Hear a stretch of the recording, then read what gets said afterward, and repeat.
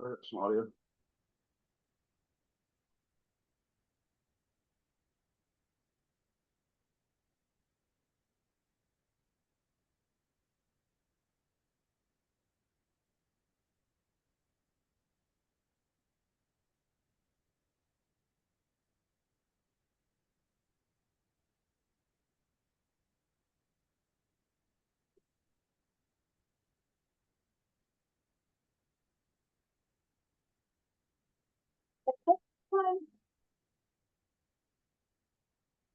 Sounds like you're muted.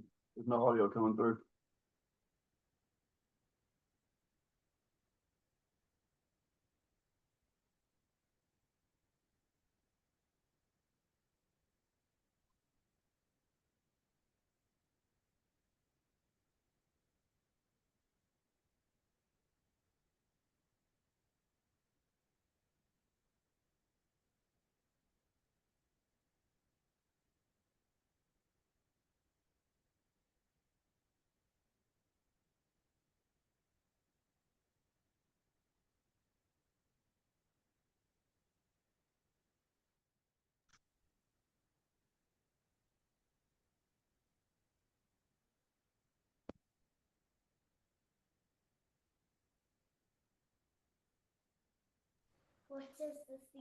Hello. Hello, everyone. Hey, Rodrigo. Hello.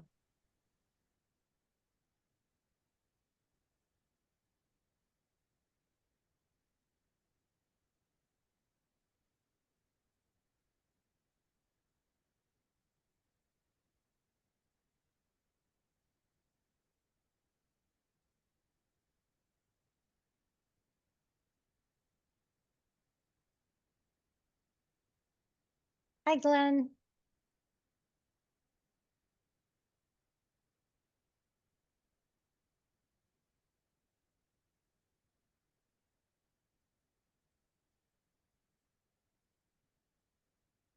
Hello. I will take a few more minutes to see who else may be joining. In the meantime, in the meantime, unless you are driving, I would love it if you can turn on your cameras, everyone. Thank you.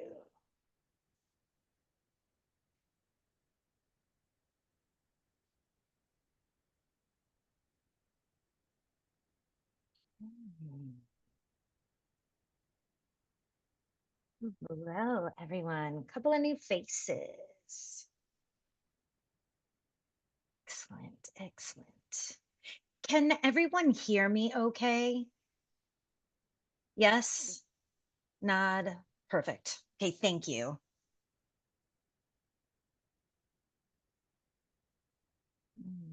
Okay, great. And if humanly possible, please, unless you're driving, if you all can turn on your camera, that would be wonderful. Hey, Alyssa.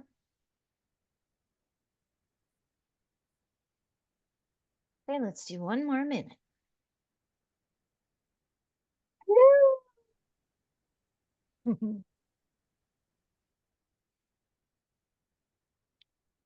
All right, so I see we've got some new faces to our job hunt session. Amazing. So nice to see all of you. Old and new faces. So thank you.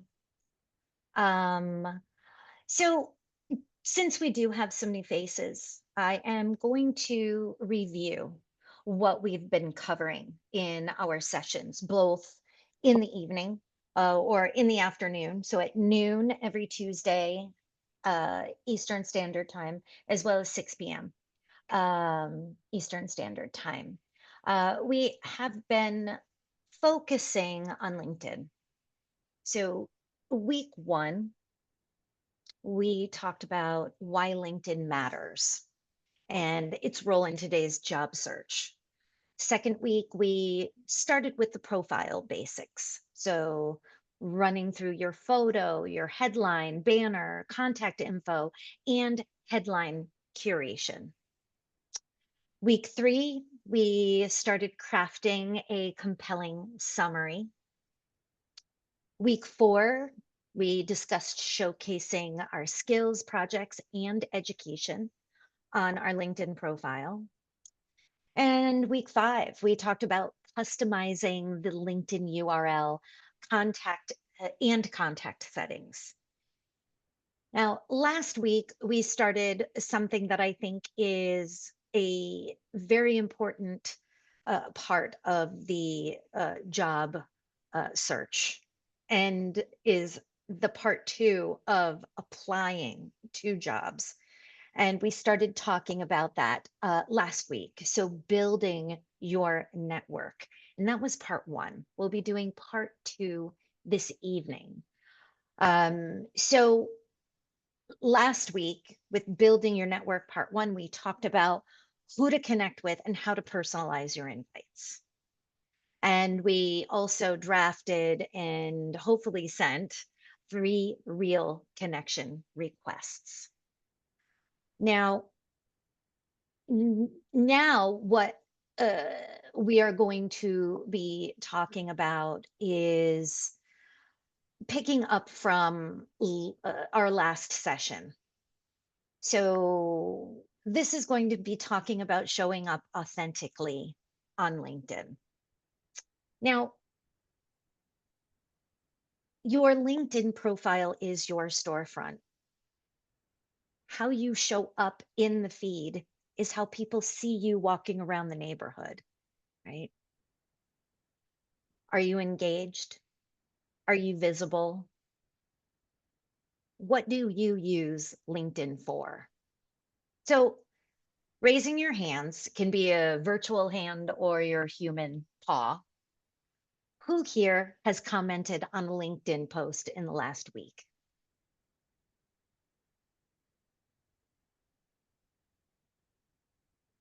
Okay. Okay. I got a couple people. Okay. 2. Okay. So, all right. Oh, I want to see more hands next time I ask that question, but this is a part of networking. Networking, I dare say, is more important than the actual application. What I have been covering and talking about and really sort of drove in the last session is that networking is your way to start engaging with people and those that you are excited to possibly, work with. And we often think of networking as about getting a job or asking for something, but the strongest networks come from relationships that feel natural, human, and mutually supportive. So when you think of networking, what feelings come up? Excitement, pressure, awkwardness, right? So you don't have to wait until you need something to reach out. That's what makes it feel transactional. So think of it like watering a plant. If you only water it once a year, it dies. Small check ins every few months are what keeps a connection alive. Now, in the last session, we talked about a few of the principles of relationship nurturing: consistency, curiosity, gratitude, value sharing. And we ran through some examples of genuine check ins, right? So we could take a couple. Hi, Glenn. Congrats on your 2-year anniversary at Company X. How has your role grown since you started? It's not, networking isn't about you. It is, but it isn't.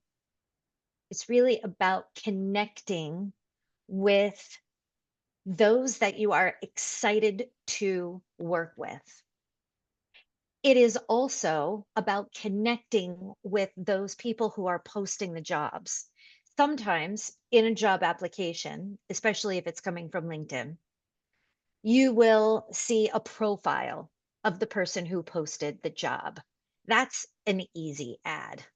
That you apply to the job, then you search for that person's profile, you follow them, you go to the more section, it will drop down and you can see message. Or you'll connect with them and you'll automatically be able to message them directly through LinkedIn. You let them know, hi, I just applied to this role, super excited. This is what I can bring to the table. This is for recruiters, talent acquisition, HR professionals that may be those leading these searches for these positions, right? So you're trying to build a rapport with these folks. It doesn't also have to be a follow-up to an application. If you have target companies that you are looking at that you really want to work for, research the company on LinkedIn, find them, click on the company, and then look for those that are working there. How many of you know how to do that? Yeah? Okay. Okay, good. If you do not, it's okay. Message me and we'll meet up and I'll show you how to do it virtually. Okay. This So, was yeah. this was what we like you showed us last week, right? I think. Yeah. Yeah. Yep. Yep. Yep. I went through that last week. Yeah.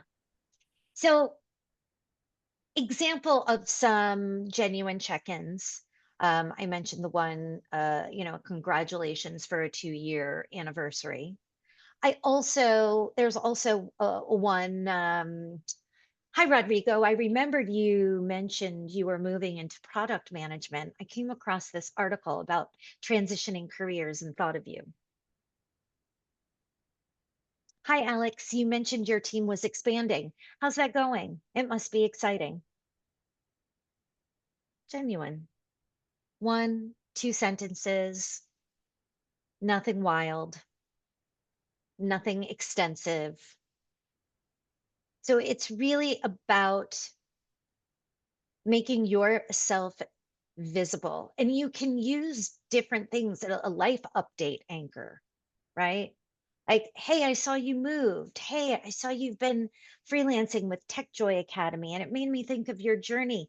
How have things been going? What sort of projects are you working on? Just little check-ins. Some examples of weak transactional openers. Hi, do you have 15 minutes for a call this week? Hi, we haven't talked in a while. Can you refer me to your company? Well, very transactional. One of the other students, Key, you might know Key, she has actually been doing something rather genius. And she's been reaching out to her network, so folks that she does not know, at target companies that she wants to work at. And she's been reaching out to folks to see if they would be interested in scheduling time for a virtual coffee chat. A few folks have responded and have done the coffee chats, which has been fantastic and surprising. Others have not, but then she's had other folks who haven't been able to meet up for the coffee chat, but had her send questions to them that they could possibly answer that might be helpful for an aspiring developer, which has been amazing. And this system has been working for her. And I think something that I'm going to talk to Dr. Emily about implementing into the curriculum because it is super smart and genius. Now,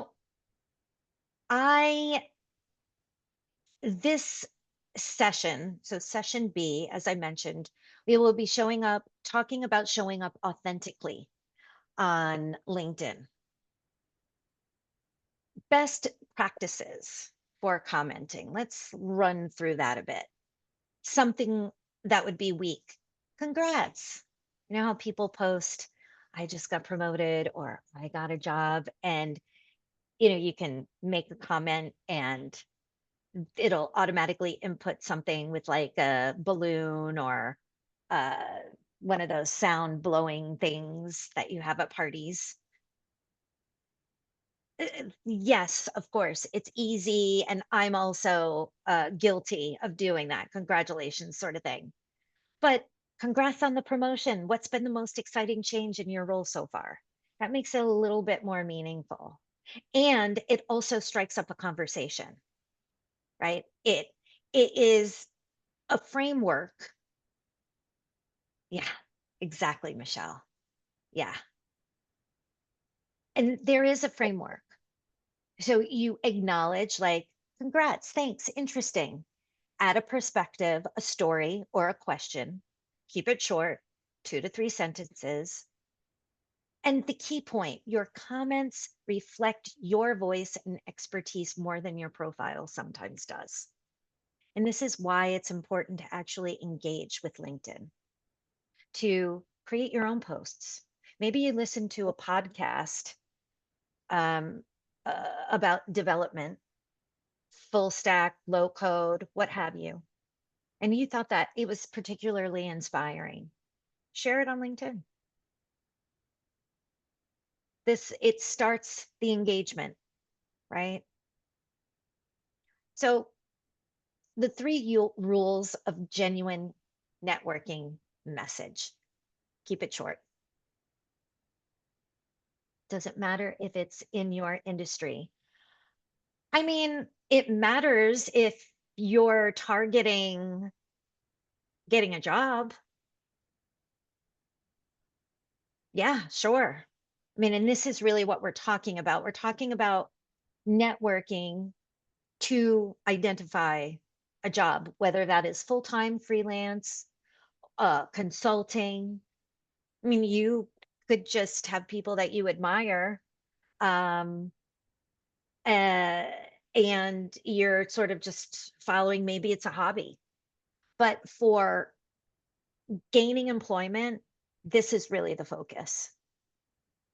So again, keeping it short, you aim for 2 to 3 sentences max. Long messages feel a little overwhelming, especially if you haven't spoken in a while or never met. Think a quick check-in, not a full catch-up essay. Here's an example, right? And I think I ran through this one before.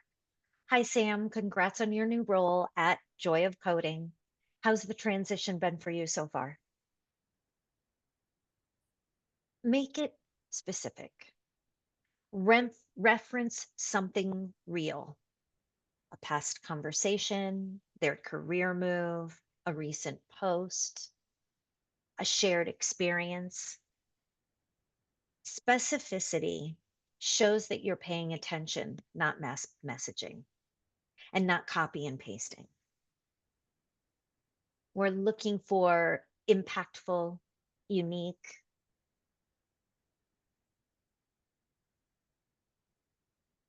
So this is a part of the process of getting a job. Networking, networking, networking. Hey, Dorian. Oh, Now hello. adding. Hello. So now number 3, because I'm running through 3 rules of a genuine network message in the framework.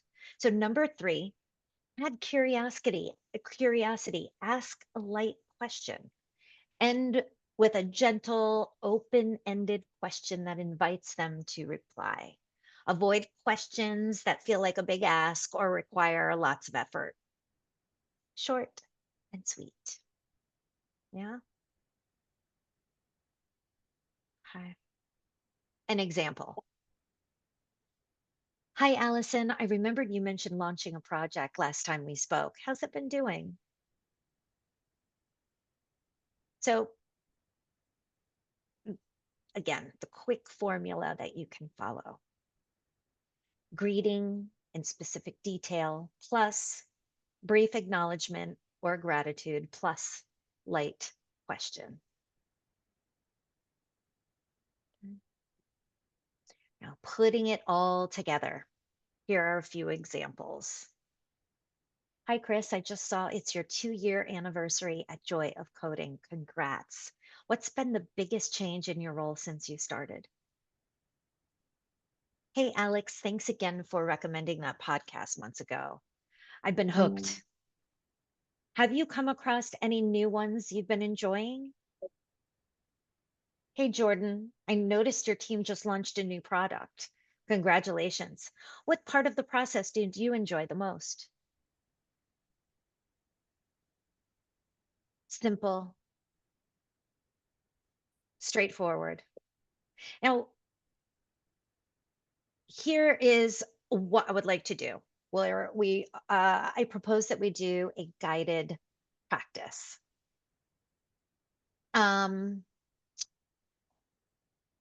Now, pretend that I show a sample or I show a post, and the main subject of the post is why junior developers struggle in interviews. I'm sure all of you might have experience with this, right? As you continue to practice for the technical interview.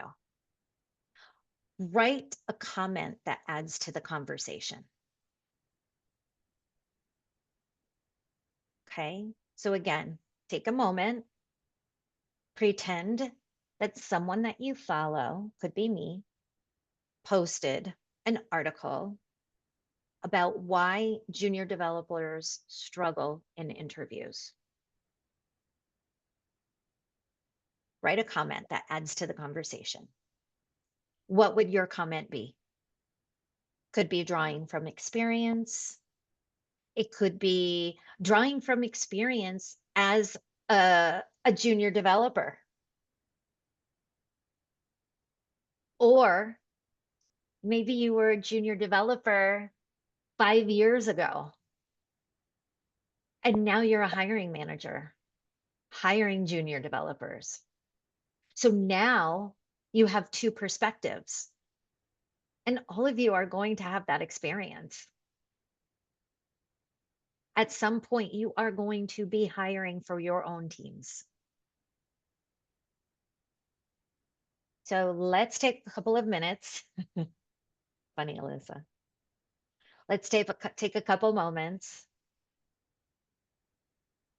and think about that. And write down what your comment would be that adds to the conversation. And we'll either talk about it or you can do what Dorian did and copy and paste in the comments.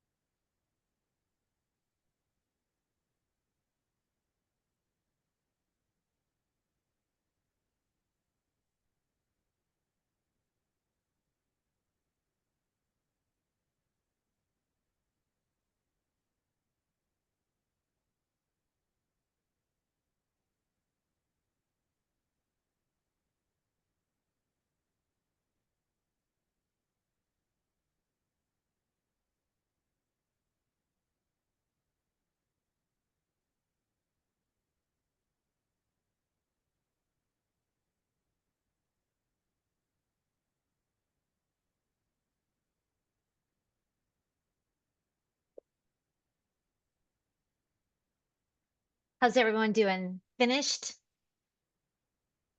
Okay. Dorian shared, and I like I totally relate from when I was recruiting, or first got started in recruiting. So Dorian wrote purely performance anxiety. That, and I haven't really done the necessary work in university and was thrust into the job field, not knowing I needed to do all of that even to be considered. Okay. Who else would like to share their comment that they would post if they read that article?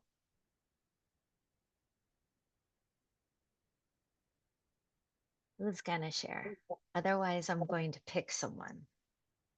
I shared mine in the chat too. That's literally what I would say. I would either you did? say performance anxiety or it would be the meme. It depends on how I'm feeling at the time. Oh, okay. Okay. That was your, okay. Gotcha.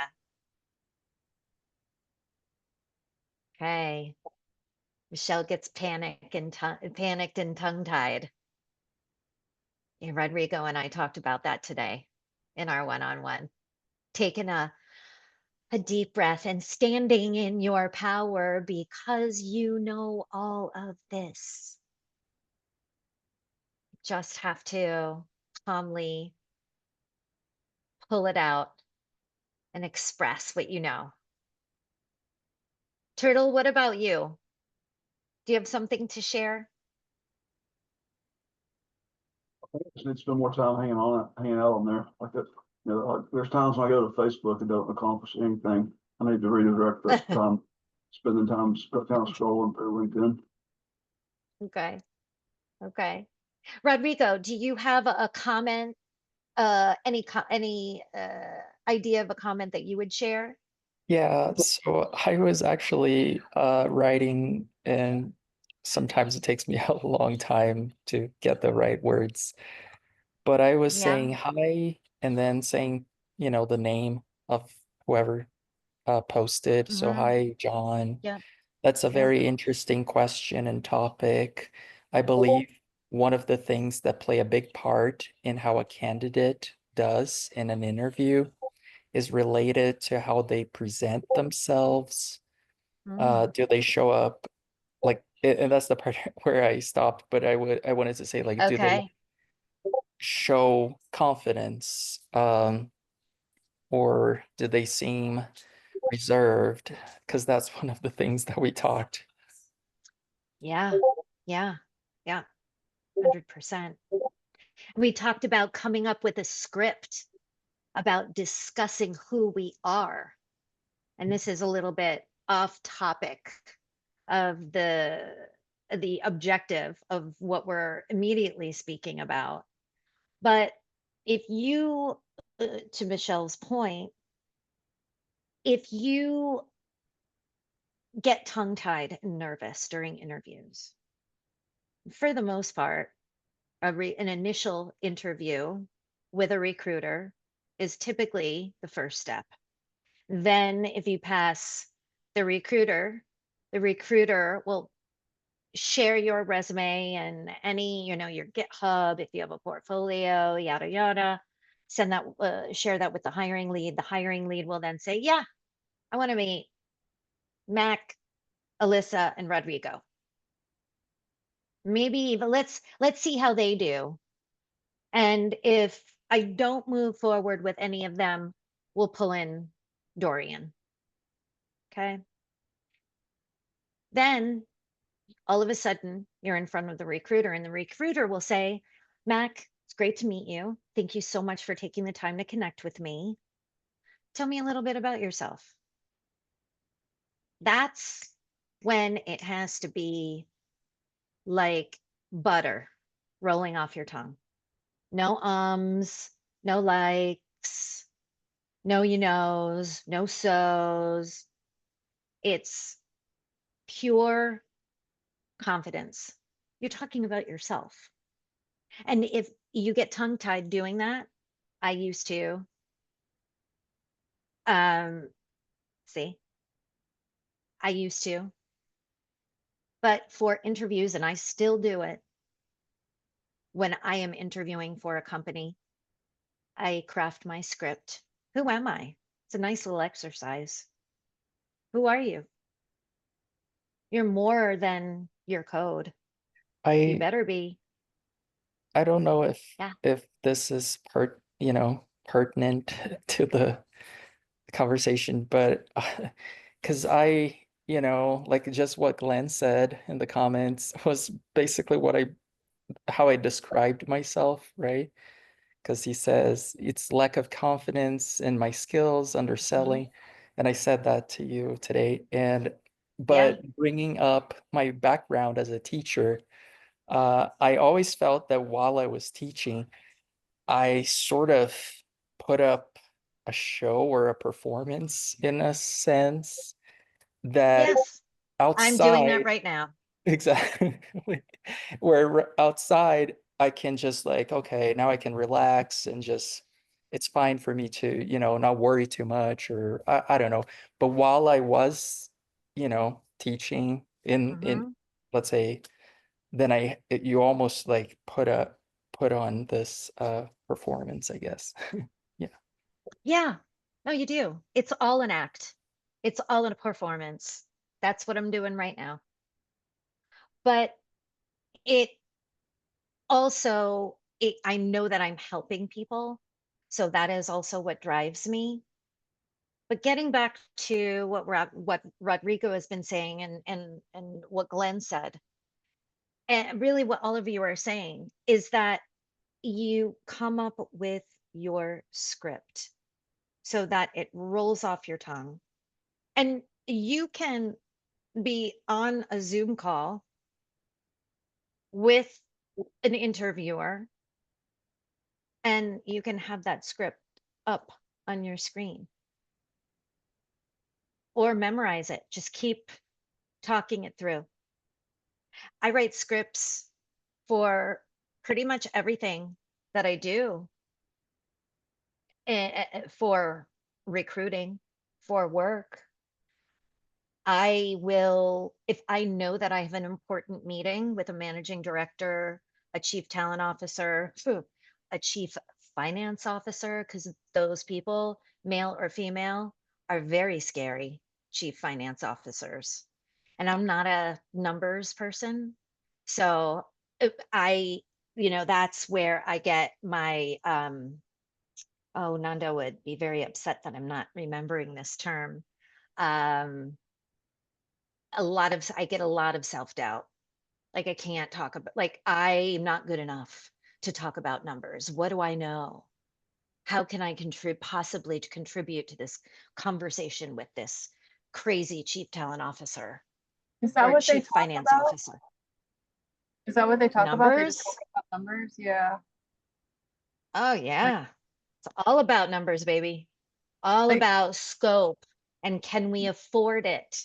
Percentages of scope that people are billed against. so I guess Yeah. the correct response would be, do I look like a calculator? Yeah, but you can't, you can maybe think that, but you can't say Right. it to a Don't say chief that. finance officer. Oh, no, especially when you're going to them to let them know that the software engineer that you want to hire and that everyone wants to hire is coming in at 20K above the band. Then you have to, then I have to get my tap dance shoes on and start performing. And then I have to write a rationale. You have to talk through the rationale. So it's a balance, right? But the point is that I will come up with a script for that meeting and I will practice that script because I'm a salesperson. I might be a recruiter, but I'm also a salesperson. That's what I do.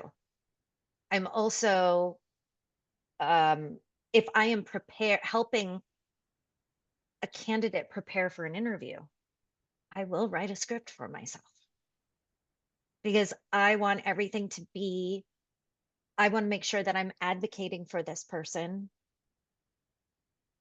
beyond what I can imagine, especially if I'm trying to convince a hiring lead that we need to hire this software developer above 20K, above the band.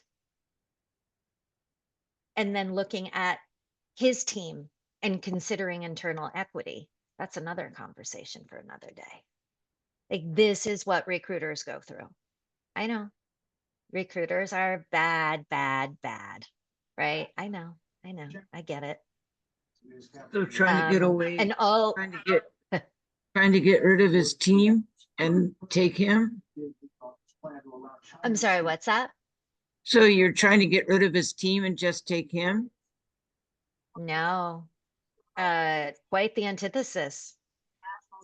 So when you are hiring a position, there are a lot of questions that you come with. It's more than looking at a job description. You meet with a hiring lead. When you meet with that hiring lead who is adding to his team, you ask a variety of questions. You ask a question about pedigree. Are you looking for people from certain colleges, universities, organizations, etc.? Are you looking for people from a specific company? You're also going to HR and you're saying to payroll, your HR director, your HR generalist, whoever handles this information, salary information. But if you're a good recruiter and a smart recruiter, you will find out the salaries, the base salary of everyone on that team, especially those who have the same title as the person, the candidate that you're looking for. Why is that important? Well, most of the time, hopping around to different companies allows you to increase your salary. And I will tell you from experience, transparently, that I have made that mistake. I have chased the money and it's bit me in the ass. Being at a company, growing and evolving in a company, there's nothing wrong with that. So you go to HR as a recruiter and you find out the base salaries of everyone in that group. You pay close attention to other software engineers who are in the group who have already been there. Say the base salary of 3 of them are 150K. But this new software developer coming in, that's incredible that everyone wants to hire with the same years of experience, similar pedigree as the other software engineers. That person wants 170K. Is that fair? Not fair. And then I'm going to, as a recruiter, I'm going to look at the diversity of that team. I am.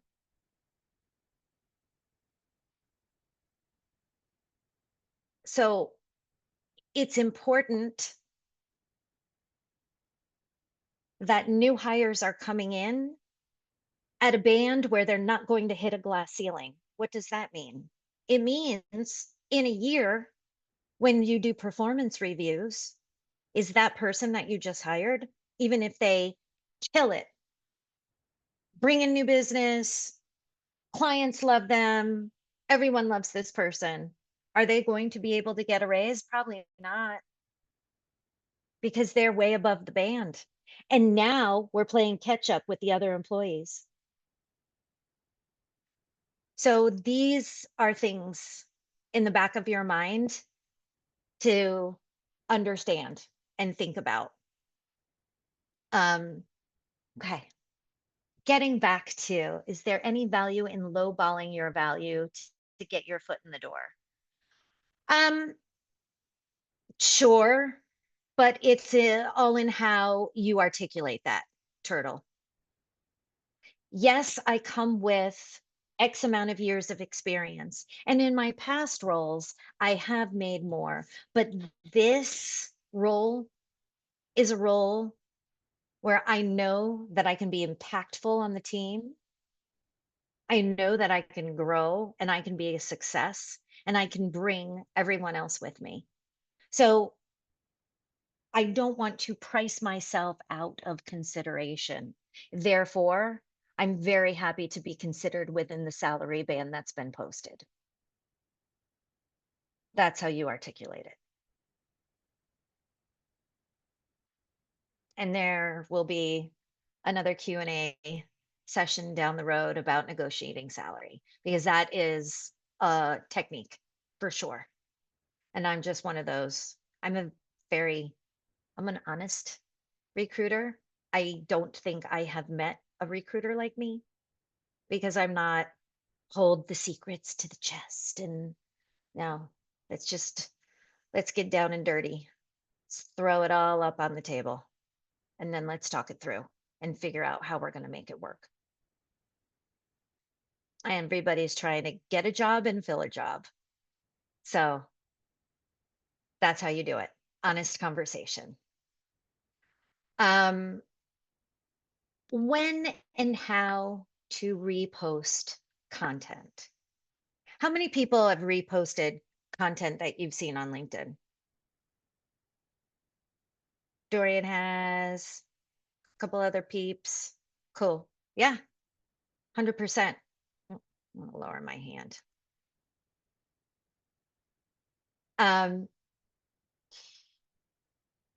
Don't just hit repost.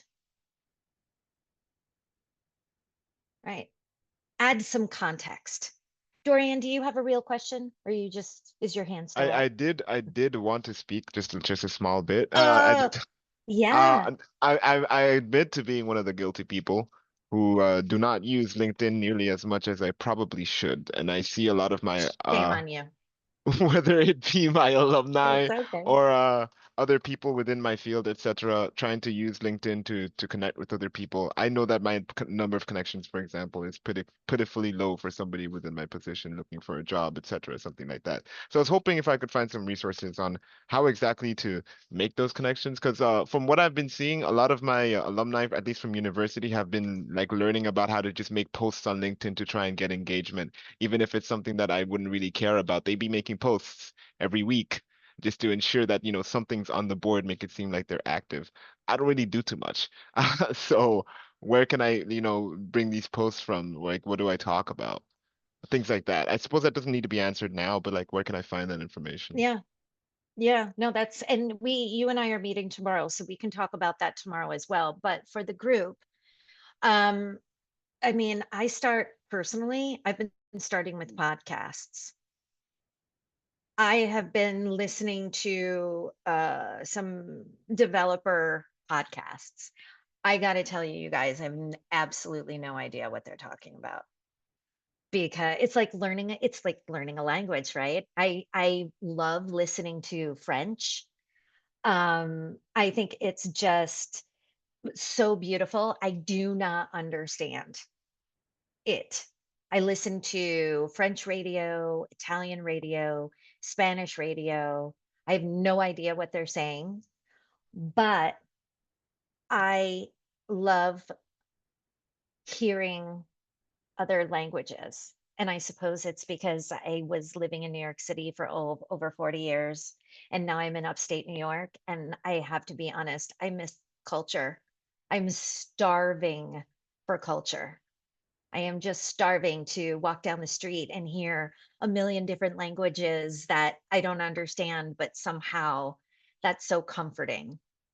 Um, but I've been listening to, and thank you, Raul, the Data Camp podcast. I'm on it. It's been tough. I am like, what in the heck are they talking about? I get really excited for the participants of the podcast, because they're so excited about talking about this code, and they get really into it, and I love that. But I am trying to segue into being a tech recruiter. I haven't recruited for tech in many, many years, and the tech space changes so quickly. So that is what I do. I have been listening to different podcasts based on whatever uh, periodicals, ooh, thanks, Turtle, that they might be talking about in these podcasts. I'll research them and then post them on LinkedIn. That's, things like that, articles, projects that you're working on that have been produced and you're proud of. Maybe a friend of yours or a previous colleague at a job or in university post an article, and it can be an example. This article on remote first companies resonated with me because loved seeing this project from TechJoy students. It reminds me why collaboration matters. Once a week or every other week, focus on quality. Doesn't have to be every day, but it is a technique. And what did we learn the first week of this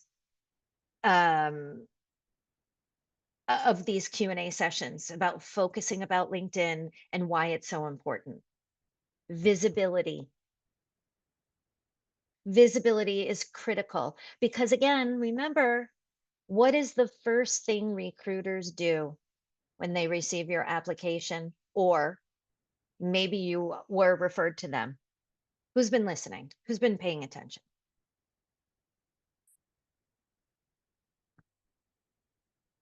Come on, Glenn. I think you were in the first session. We go to your LinkedIn, No? What's that, Turtle? we go to your LinkedIn. Okay. They go to LinkedIn. They look at your profile. They even do that before they look at your resume. And profiles matter. Definitely. Nicely organized. You've got a nice banner, professional photo. Your title doesn't just have software developer. What else? Because again, it's not just about being a software developer. Yep, we need you to have beautiful code. We need you to know what you're doing. That's a hard skill, like hard skill. But we need to know that you're collaborative. We need to know that you enjoy perhaps mentorship. Like, what else about you? Highlighting your hard and soft skills. What about that contact information? What's there? Nothing. Email address? A way to actually contact you, because again, I can't say this enough. The most annoying thing for a recruiter, and I have held grudges. Like, if you are an amazing candidate and you keep reaching out to me on LinkedIn, but you don't accept my invite so that I can't message you and I don't have access to your email. So guess what, bro? I will delete your message because it's useless to me. I'm here to fill a job and I will bust my butt and advocate for you and get you the most money I possibly can for this role. But fill out your contact information. So annoying. Summary. Get something in there. I don't want to see bullet points in your summary. No. Take the time to write something meaningful. And now with AI, there is no excuse. Like, don't even get me started about how kids have it so easy now. I won't even get on I'm a Gen X kid. I won't do it. But it's important to make sure that you have a beautifully crafted LinkedIn profile, because it really does make a difference. And don't be afraid to post the work that you've done. First, asking people, like, if it's any work from TechJoy, making sure you go to Alyssa, making sure you go to Dr. Emily, making sure that they know that the client approves posting the work that you've completed and work that you've done for them, because that's the beauty of this program. You're actually able to work on real work for real clients. That's why this coding academy really is above a lot of the others. So take advantage of that. Make sure you're highlighting what you've done. And share it. Share it far and wide if you're able to. Share an article that inspires you. Just, try to, unless you're already working and you have a job and you want to take a snap of your dog passed out on the floor with their tummy up while you're working, like, okay, that's fair. And I will always take obscene, pornographic animal photos. I'm so down for all of that. Just kidding. Tummy photos. But stick to professional information sharing. And this is, again, a way to spark conversation, right? So authenticity versus performative posting.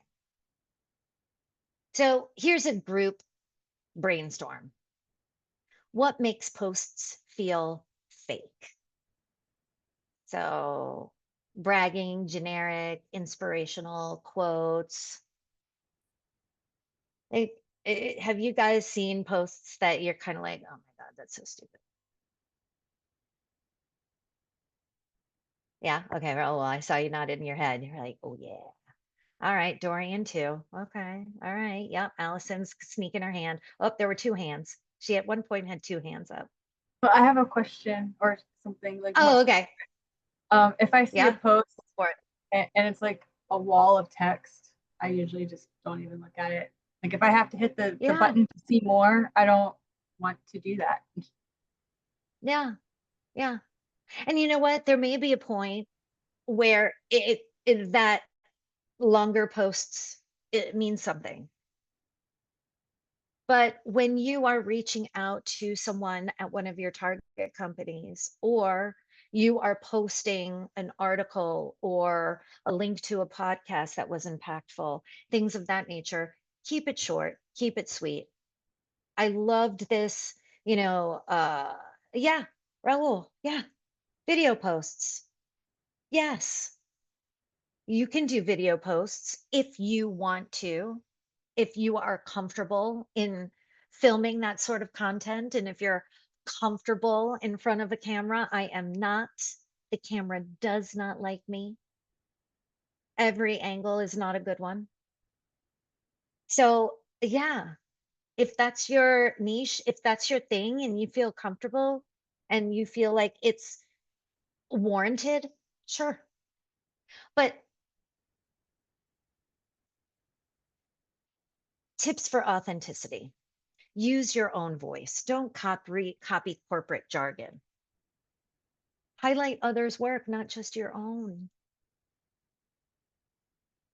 Glenn could be partnering with Raul and Rodrigo on a project. And they're all busting their humps, working really hard. Alyssa reviews it, submits it to Dr. Emily. Dr. Emily is floored. The client is floored. The project is produced. You guys are like the kings of the day. Post it. If, Alyssa and Dr. Emily know, and you've gone to them first again to make sure that you can post it, and client is cleared, that's good stuff. That's a worthwhile post. Or maybe you just want to maybe Glenn had a very long and arduous night with Raul and Rodrigo working on a project. And he just wants to shout them out. Hey, shouting out my partners on this project that we're doing. More to come. It's a secret project. It's going to be super cool. Stand by for more, but shouting out these guys right here. And then he can add their profiles. You can do that too. But authenticity builds trust. So this week, your homework is to post one thoughtful comment and write one post. Pay attention to how people engage. And this is just for you. I'm not going to be like, send me a screenshot. I want to see and I want to grade. No, you are your own.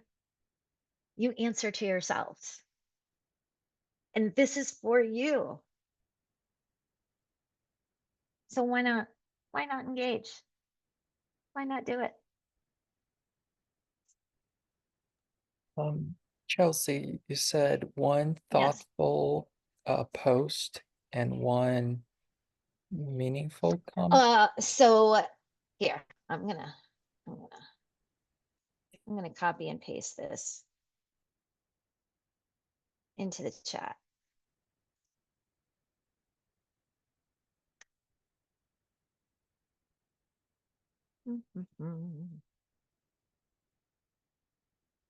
There you go. Post one thoughtful comment and write one post. Pay attention to how people engage.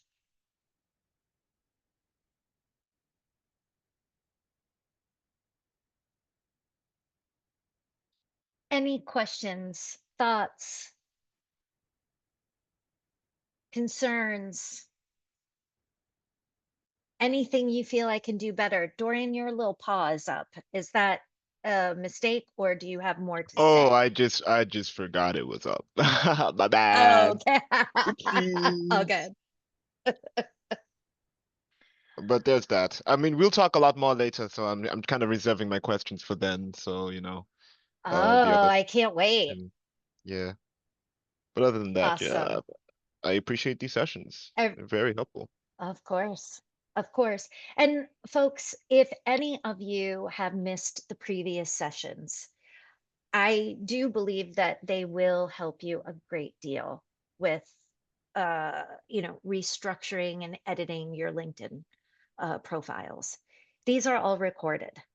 So check them out. And that's the beauty. You could just rewind it, listen. And if you have any questions or you want to connect with me one-on-one, always here, always here. I met with Rodrigo today. We had a great conversation. And I will have another conversation with him for as many hours and as many times as he would like to meet. I work for all of you. Okay. This is who I If I work did, for. I am typically, yes, Dorian. oh, sorry. I just wanted to ask if I did want to Yeah. set up another meeting with you, like outside of the one we have tomorrow. How would I go about doing that? Do you have like a public schedule that I would be able to like request a meeting for, or I do should I just not just contact you on message Discord? me directly. That Yeah. works, okay. Yeah. That works, that works. Yeah. For No sure. problem. Yeah. And Raul, cool. The more the merrier. Typically, I am very accessible, and my tech joy days are Monday, Tuesday, and Wednesday. Thursday and Friday, then I'm a little bit MIA, but send me a message on Discord and I will respond as soon as I see it. Good? Questions, concerns, thoughts? Everyone's good? This was helpful. This Everyone's is my good? first meeting with you, and I thought you gave Oh, some no great way. info, so I appreciate it. Okay. And Dorian logged on a bit later, and that's fine. So you can, based on what your schedule is. However, I am a little bit of a stickler about having your video on. And the reason why I do that is because this is basic. If you are an employee at a company where you are a remote employee, you have your camera on. unless of course you are sick, if you are in the middle of driving, like of course, like, nobody's a slave driver. But yeah, you want to be able to, you want to be able to do that. Because we, want to see your No, beautiful I have face. I have Oh, my there, camera. It's for heat oh, there reasons. he I was is. not wearing a shirt, so that's why. Oh, uh, It is oh, super hot here. So okay. yeah, I He mean, said for heat reasons. it is for heat reasons. I Is it guarantee. hot or are you just hot? It is too hot over here. I'm gonna call it the weather. Right? We're gonna say the weather. All good, all good. All right. It's lovely to see you, sir. Thank you. I did not mean to call you No, out no, in I that understand. way. No, I understand. I understand. It's a valid concern. Yes. Yeah. No, I'm not, it's not concerned. But yeah, you know what, Michelle, if you interviewed with someone who never turned their camera on, don't work for that company. That's just gross and disrespectful. Because you are a candidate taking the time. No, absolutely not. I'll leave you with this. I had a candidate call me after an interview very upset. And this is keeping in mind that I specialized for about 20 years in creative advertising recruitment, which should really say it all. But the person that he interviewed with was smoking a joint while he interviewed the candidate. Yeah, yeah, yeah. So, What was the yeah. job? Well, he If was I could. interviewing for an associate creative director position. And Mhm. there was the person interviewing this associate creative director was a creative director. And he was going to Mhm. be working for this associate creative director. So, Mhm. And was smoking a joint in the interview. yeah, good stuff. Good stuff. That's Interesting. advertising, folks. A That lot of is egos and advertising. a lot of weirdness. Yes, it is. Um, all right. Anyone else? Everyone, it has been such a pleasure. I thank all of the newer folks that I've seen. I think Michelle, I maybe saw you once or twice, maybe Mac. I'm just still figuring out names and faces and all of that. So Raul, welcome. And Dorian, yes. I'm excited that I met new folks. So thank you for your time. Have a beautiful evening. And Raul, I will hit you up tomorrow with some times to connect for next week. Cool. Thank you, Chelsea. Friends, have a beautiful one.